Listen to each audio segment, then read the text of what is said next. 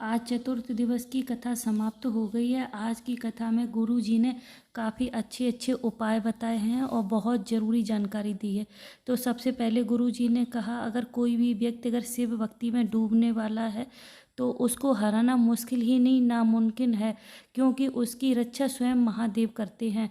उसके बाद गुरु जी ने एक बहुत अच्छी बात बोली है कि जिस तरह से मोबाइल में नेट नहीं होता है तो हम गेम खेलने लगते हैं, इसी तरह से अगर हमारे जीवन में महादेव की भक्ति नहीं है, महादेव पे विश्वास नहीं है, तो दुख और कष्ट हमको उसी तरह से घेर लेते हैं।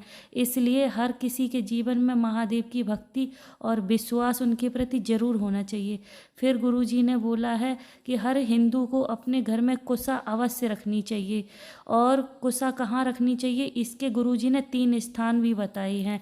तो पहली कुसा बताई है गुरुजी ने घर के दरवाजे के पास सीधे हाथ की तरफ, आप इसको कहीं भी थोड़ी सी कुसा रख सकते हैं।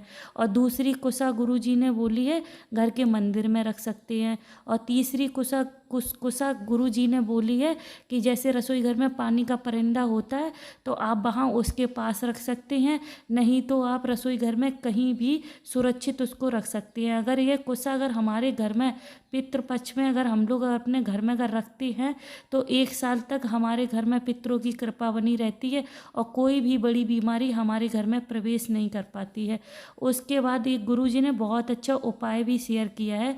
गुरुजी ने बोला, अगर किसी को लग रहा है कि हमारे पेट में कोई बड़ी समस्या हो गई हो, बड़ी बीमारी आने वाली है, या पेट में गठान हो गई हो, या पेट से जुड़ी कोई भी समस्या है, तो गुरुजी ने बोला है डॉक्टर को दिखाने से पहले अशोक सुंदरी की जगह पर कुसा मिश्रित जल चढ़ाकर और उसका आचमन कर लेना चाहिए। इससे अगर कोई भी बड़ी बीमारी आ रही होगी तो उससे हमें आराम मिलेगा, और जब हम डॉक्टर को दिखाएंगे तो तब तक हमारी समस्या का समाधान हो चुका होगा महादेव की कृपा से।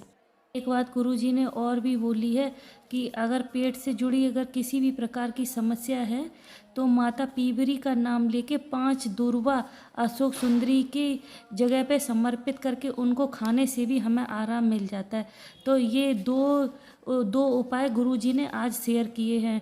और गुरुजी ने कहा, अगर किसी को चर्म रोग हो गया हो, या कोई चमड़ी सफ़ेद पड़ गई हो, या किसी प्रकार के दाग धब्बे हैं, कोई भी समस्या है, तो जब गाय बछड़े को दूध पिला रही हो तो उस बछड़े के मुंह से जो फैन आ जाता है उसको हम चम्मच में ले लें, उसको उसी जगह पे लगा लें जहाँ पे हमें जो भी समस्या है, उस जगह लगाने से भी चर्म रोग ठीक हो जाता है। या जो भी सफ़ेद चमड़ी पड़ रही हो, या किसी प्रकार के दाग धब्बे से कोई भी समस्या से ग्रसित है, तो उसमें आराम मिल जाता है।